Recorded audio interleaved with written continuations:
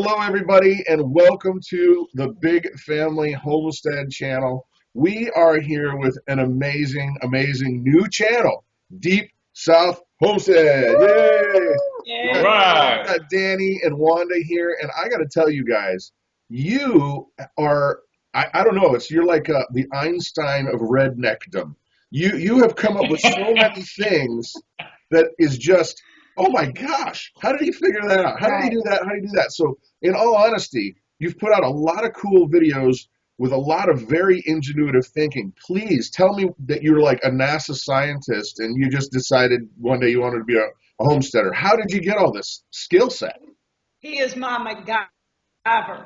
He takes MacGyver to the next level. You know, he's figuring out things. So, Well, I was raised extremely hard. Poor.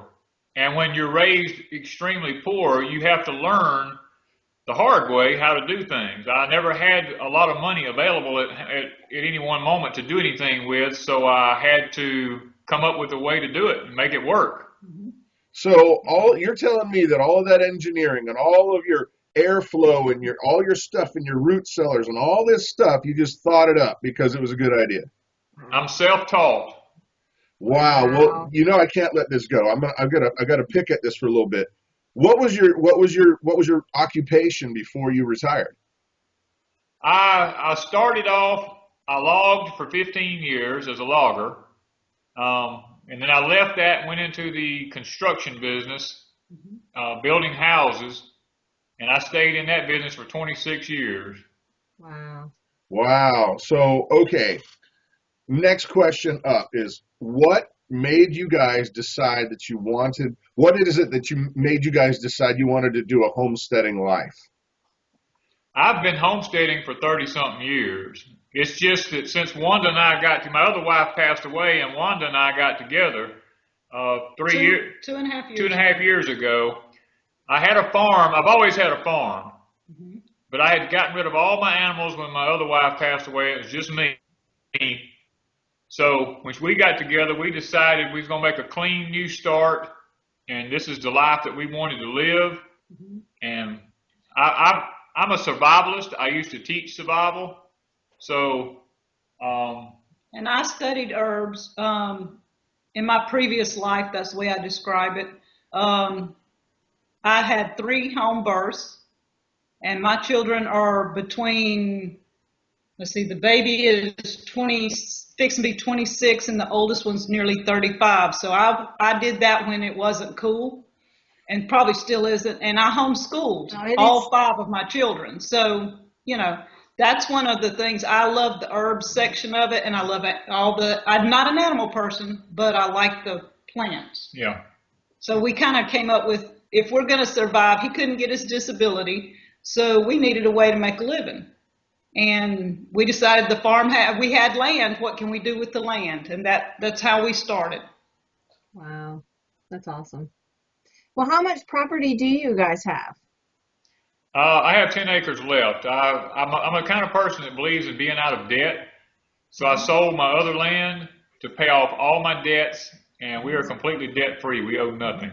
See, that was a question I was actually wanting to get to, because I'm looking at all your videos and you got a lot of nice material, and you got a lot. I knew you had to have carpentry in there somewhere. And I was just like, well, wait a minute. Where the heck is this guy getting all this money from? I ain't got 2 nickels to rub together, and I still got to get my chickens fed. I still got to get my goats fed. So you're saying that you basically lived a more frugal life, cut off property so that you could get out of debt. Smart. Well, in the construction business, a lot of people, I was very successful at it. A lot of people came down on me because I didn't do the vacation thing. I didn't go out to eat all the time. I dumped every dime I made into this place and getting out of debt and building myself up, because I knew, based on an accident I had in 1977, that one day I would be disabled. And so I pushed as hard as I could to get everything paid for and where I wanted it when that day came. And then when his previous wife passed away with cancer, it left him destitute. If he had not paid this place off, he wouldn't have it now. I wouldn't have because it. some, bills would have racked up and taken it. Wow. Yeah. So it's with it being paid for, we don't need a lot of money. And I don't work. I went to school, but he wanted me to stay here with him and not take off and be gone because we live We live about 15 minutes miles from the nearest town that doesn't have that many available jobs. It's a small town. The nearest two towns in either direction are at least 30, 45 minutes away. So it would be a lot of drive time if I took a job like I had in the city. So we just figured that would outweigh itself, stay home instead of trying to drive, spend a lot of money and make very little.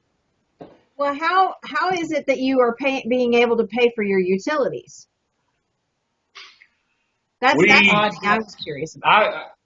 I do some small odd jobs, like the tile like job. the tile job. If you know something, you saw I did the tile job. We did a neighbor's house. I finished a house. I started a house. It's called a dome home. I built one years ago for a guy, and he never finished it. But he called us back this summer to just work on it at my pace with my abilities right now to finish it. He wasn't in a hurry. So we was able to work on that along and finish it. We sell some eggs. We sell some of our pigs. Mm-hmm. Some of our chickens. Some of our chickens, we sell them. We have people come in on a regular basis. I make bread off and on, and people buy the bread. So that's very little is what we make. Very little. We can live on $500 a month. Whoa, well done. Nice. Well done. Nice. So now here's my question. Do you have, with all of your redneck wizardry, any plans on more energy production, solar, wind, water, for maybe switching over to a more self-reliant electric production, or is that just not something you're worried about? Not really right now. At this point, I'm not too worried about it. One thing is the price of solar, because I've installed a lot of solar in my business. The price of solar at my age would never pay for itself. Mm. Oh, wow. For what I put into it. I would, unless it would be something like a hot water heater system. Now, if I did a closed loop hot water heater system, it would cost me about $4,000 to install it. I could see a return from that. If you live a long time. But as far as doing the big solar panels and all that, he's not gonna live that long. Oh, I'm sorry. That don't sound good. Got the shovel out, bro. She's out there digging. She's digging your grave there. Wow. Yeah, she's digging a hole for me. Just throw some dirt on him. He's done. Yeah, but really, that's a lot of money. So I got to write a song and a eulogy for you, huh? Is that what's got to happen? Well, you saw it first, Brad. You all saw it first. So, okay, now. I'm sorry. So here's another question. Now I know things spend, so I really have to watch when he mentions money. I'm the one that's sitting here going, do we really need to do that now? You know. So I hear you. Before I spent money, and since coming here, I'm trying to hoard more. So the roles have reversed. Now you're like, no, whoa, hey. Pretty much. Yeah. So now you guys have basically said you're in the Deep South. In some of your videos, you've talked about being in Mississippi. And in Mississippi, you've got the unique problem. We used to live in Florida, and we know what it is like to have hurricanes. And I'm just guessing from some of the verbiage that you've said that you guys were near Katrina. Is that the case? Yes, I went through Katrina. I was in Hattiesburg. He was here. And it was bad in Hattiesburg, but it was even worse here for him. Because I've got some friends who lived down there through it. And originally, my homestead, the sun never hit the ground here. I mean, there was such a canopy over the whole place with huge trees and stuff like that. And when Katrina happened, just in my yard alone, I had over 300 big trees down around my house. And not a one of them hit my house. I mean, God was good. Yeah. Amen. And I got to tell you what.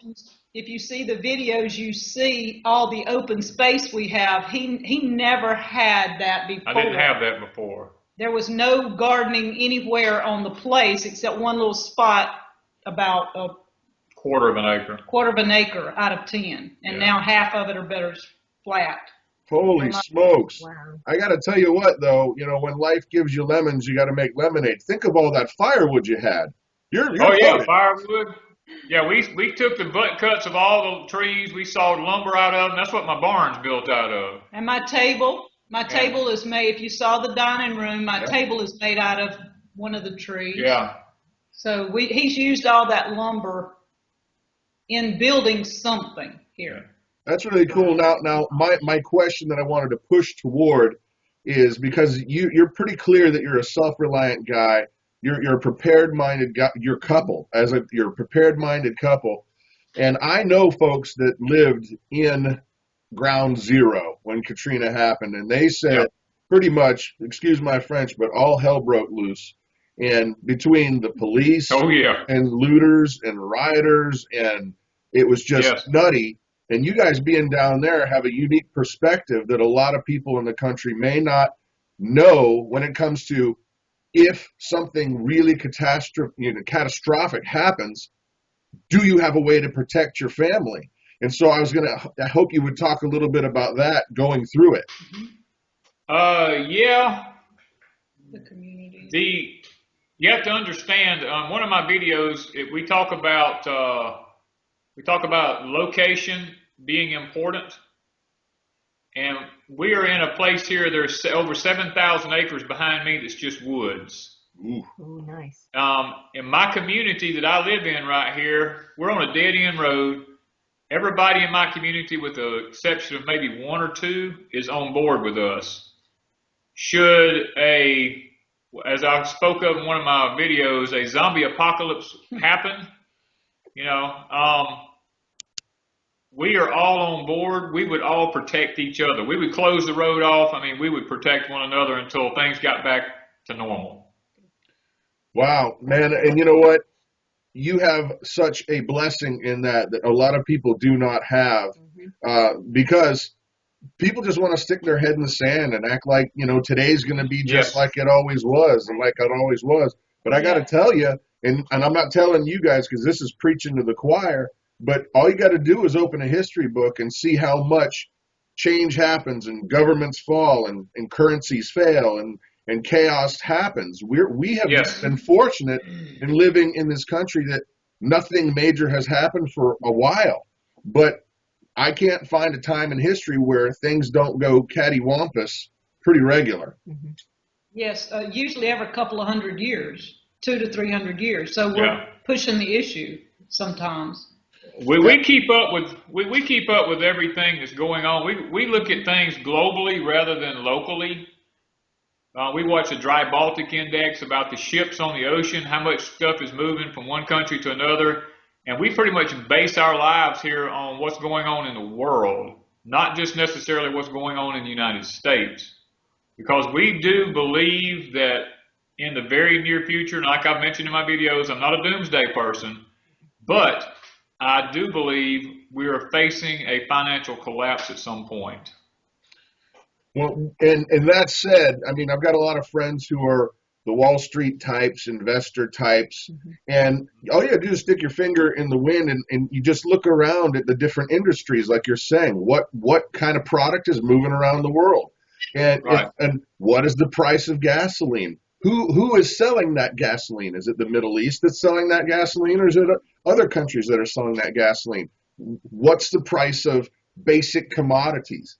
And not only that, but I don't know if you guys have noticed this, but we have a large family. We've got 7 kids, and for us, a trip to the grocery store is always really, really expensive and really difficult. So we pinch every penny till it flat out begs for mercy. And what we've noticed is that what's happening, like a can of spaghetti sauce, right? If you bought a can of spaghetti sauce 5 years ago, it was probably $1. Well, it's still $1, but they've gypped you 4 ounces. That's the same thing as inflation. Right. Yeah. And so what are you seeing around the world that's giving you the heebie-jeebies? We lost you for just a second, bro. Well, I was just going to say, what are the things that you're noticing that are indicators that you would feel like that there is going to be some kind of trouble coming? when we go to the store, we notice that on the shelves, there's not the things that used to be there. Yeah. There's a lot of things missing that was there. And they've rearranged the shelves to make it look like they're full, but yet there's not as many items on the shelf. Right. Because they had 4 different types of macaroni, and it was just jammed in there. And you go back now and there's 2, but they've spaced them where the shelves still look full.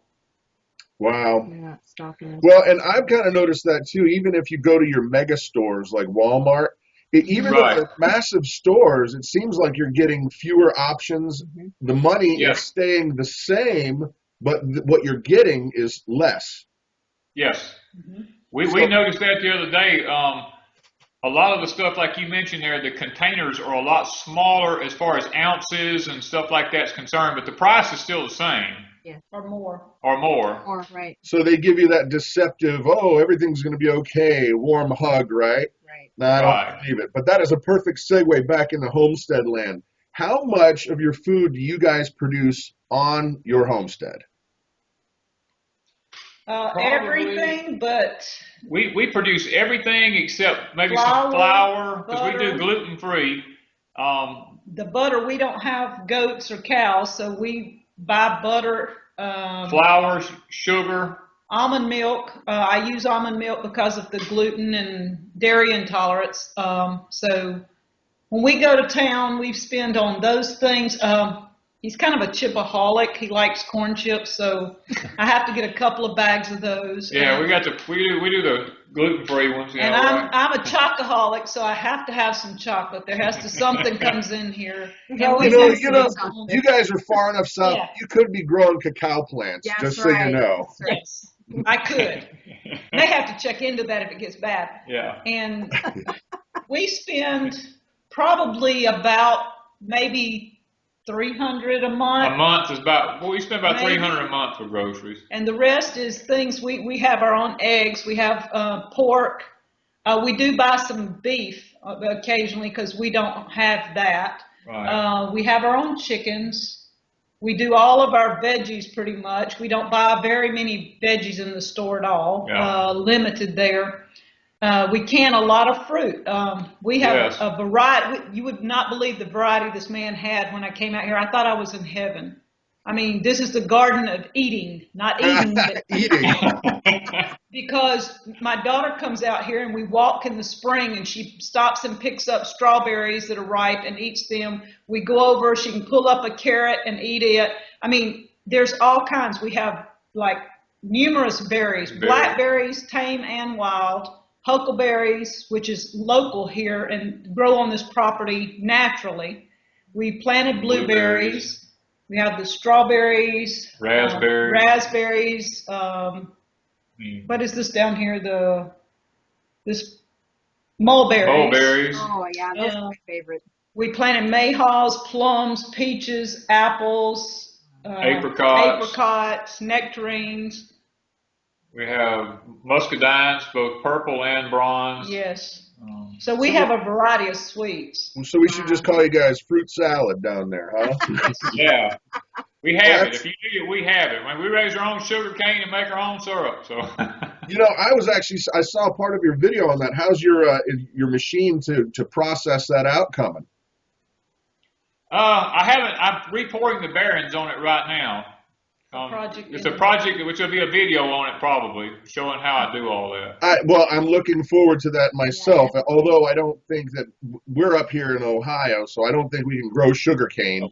No. You grow sorghum, but not sugar cane. And we do stevia. Stevia grows great. Yeah. Well, and we have stevia. We have stevia. Yes, it's kind of difficult because of the winter months, but I do have stevia, and we put it in our cellar. And then bring it back out in the spring, and it keeps going. So, well, just so you know, from our side of things, it'll grow back. We leave it outside; it freezes and comes right back. Mm-hmm. Really? Yep. Yeah. We've been toting that pot for what reason? Actually, speaking of the pot, what's your question? Well, okay, I watched a video that you had. Your pepper plants. Yes, your pepper plants. You have them in these great big pots, and they're like 4 or 5 feet tall. How do you get them so big? I mean, That our was- pepper plants were what, this big this year? Well, That was and we're really an getting experiment last well- year that turned great. Peppers love to hold hands. If you ever heard that expression. I So do. you want to plant your pepper plants close enough together, and a pepper will grow To fit to the fit the container that it's in. Well, So if you put a pepper in a small container, it'll be small. But now a lot of these peppers you've seen was in our garden. We dug them up out of the garden because they wasn't growing over about a foot or two tall, and we brought them and put them in containers where we could control the soil. Oh. And They just some of them was as tall as I was. last summer we got like 10 pounds of peppers off our plants every week. what? And we Whoa. were selling Yeah. peppers, and this was jalapenos. They were just gorgeous. We had some habaneros, cayenne, bell peppers. serrano. Well, if you like really hot stuff, one of my viewers sent me some ghost pepper seeds. Ooh. Oh. I'm afraid, man. I'm afraid. Jalapenos. It might not even be so much going in. It might be so much coming out. Yeah, it's the return issue that's bad. There you go. So, all right, guys. Now, as we're winding up shop just for tonight, I want to make sure that everybody knows very clearly where they can go and check out your channel and check out your videos. So tell people what they're going to expect to see when they go to your channel, and then give them the channel name. I'm going to make sure that I put your channel name down in the description so that they can go and check you guys out. But give everybody the 411 and tell them where to see you. Deep South Homestead at YouTube. I have no clue. We're still working on that part. Okay. All we know is Deep South Homestead on YouTube. So, There okay, you go. then basically, for the folks that are watching this video, I'm going to put a link down here. Go see Danny, and go see Wanda. They've got a lot of great ingenuitive ideas. And I'm just excited because you guys have only been doing this a month, and you've skyrocketed to 900 subs really quickly. And I think the reason for that is you have great content, good ideas, solid morals, and really great advice. And that's why I wanted to personally jump on board with you and say, hey, you're doing great. If I can help out, I'd love to help out. So viewers of our channel, Big Family Homestead, please make sure you go and check it out. If you like it, subscribe to them. But I'm sure our crew would like what you guys are into. Definitely. Thank you. Thank you. And also, we also have a Facebook page called Bluebird Farm. We have more information on there Then not we as forgot much as about it because we started that a year ago when we started the farm. Yeah. And so Bluebird Farm's been up and running, and we do put lots of pictures and things there. Yeah. And we are having a giveaway. We reached 1,000 this week. We are doing our fat pine. There's going to be a lighter fat pine lighter giveaway to two giveaway people. to two A people. fat pine lighter? What is a Yes. fat pine lighter? It's kind of like the grit thing. Yeah, it is a southern yellow pine heartwood that we use to start fires with. I have a video on that. I had only imagined. Yes. He did that Saturday. I think I did that Saturday, yeah. I think it was Saturday or Sunday. People went wild about it. The wood looks like it's been soaked in some kind of fuel, but it's just natural here. Wow. So, folks, make sure you check out their giveaway. And by the way, you owe me one for mentioning it. That's just part of the definitely. arrangement. No, I'm kidding. But anyway, so everybody, Brad and Christa from the Big Family Homestead, make sure you check these guys out. Thank you guys so much for coming on. Thanks, Brad. Thank y'all, Krista. Brad and Krista, for having us. All right. Deep South Homestead. Bye.